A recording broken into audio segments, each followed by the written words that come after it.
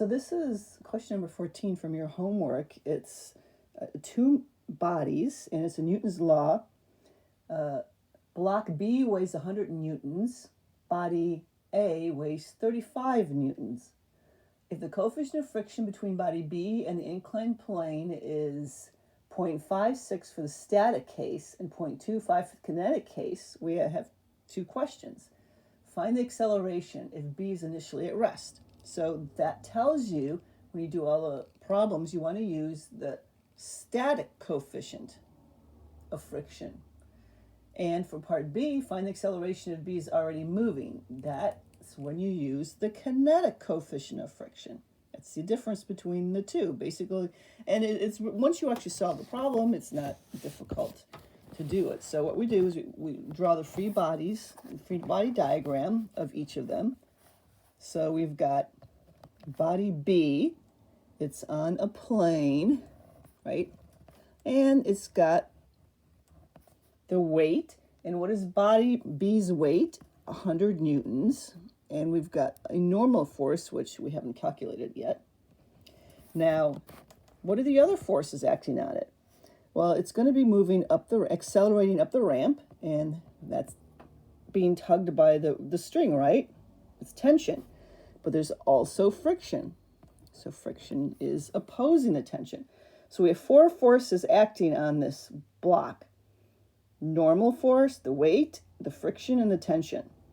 So the normal force and the frictional force and the tension, they're sort of either along the ramp or perpendicular to it, but the weight is not. So what we have to do is take components of the weight. So the y component of the weight is 100 newtons times cosine of the angle, or cosine of 40. Of course, then we have the component down the ramp. And so that was 100 newtons times sine of the angle. So now we're going to set up the free body diagram for A. So A is the hanging mass. So that one just has its weight. And body A weighs 35 newtons. And there's a tension pulling up on it. So now that we got our free body diagrams, let's write down Newton's laws in the x and y direction.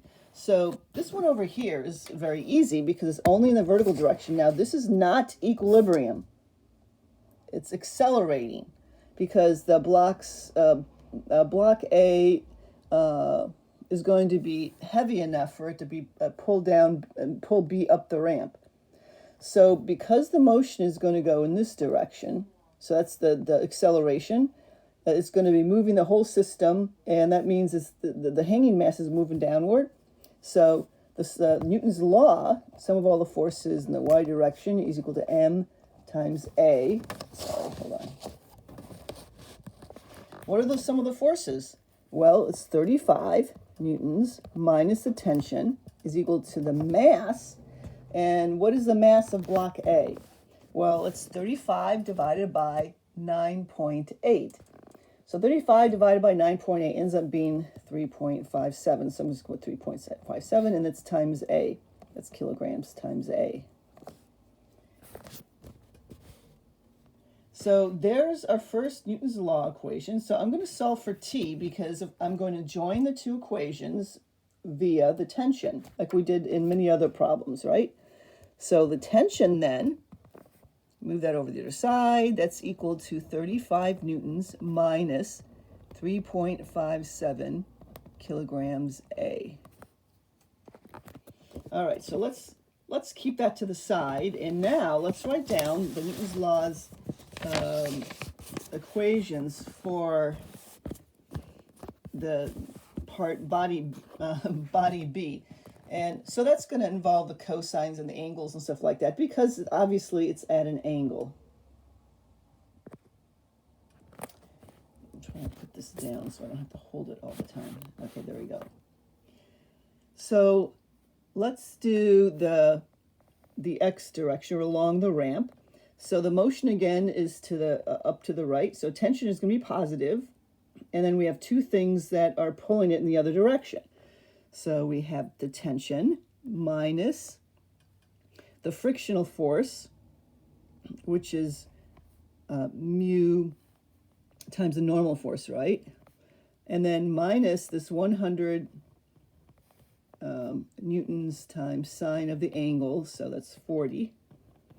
And remember, it's the sum of all the forces equal to mass. And what is the mass of this 100 Newton block? 100 divided by 9.8. That gives you a 10.2 kilogram block. And acceleration. So we're trying to solve for the acceleration. Now, both accelerations are going to be the same, of course, for block B and A because they're a system. And what is the normal force? Well, the normal force, how do we figure that out? Well, that's doing the, if we go up here to this diagram, we can see the normal force is opposite to the y component of the weight. And because the block isn't accelerating up and down, it's just accelerating sideways, that means the normal force is going to equal 100 newtons times cosine of theta. So we can rewrite it, tension minus mu in part, let's do part A first. Part A is from it's at rest, so that means mu equals 0.56. And the normal force is 100 newtons times cosine of theta, or cosine of 40. And then you subtract off, and just the rest of it. So it's 100 newtons times sine of 40, and that's equal to 10.2 kilograms A. And that's it. All you have to do now is this tension here. Take the tension that we got from body A. So we're going to take this right here, and you're going to plug that into this tension. And then it's just a matter of plugging and chugging and solving for A. So again, the tension from up there, that's 35 newtons minus 3.57 kilograms A. And then subtracting off these other two things.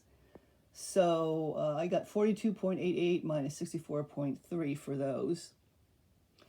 So let's just write those down. 42.9 newtons minus 64.3 newtons, and that's equal to 10.2 kilograms A. So what I did is I just calculated this out, and that came out to be 42.9. I calculated this out, that came out to be 64.3. So now you can see there's an acceleration on both sides. It's just a matter of you combining those two together. So you add 3.57 to both sides, and you add all these three up, you divide, and you get your value for acceleration. And I think you guys can do that for the rest of the problem. Now, the only difference between part A and part B is the mu. So remember I put 0.56? If I put 0.25 in there instead of 42.9, I'm going to get 19.15. So that's the only difference.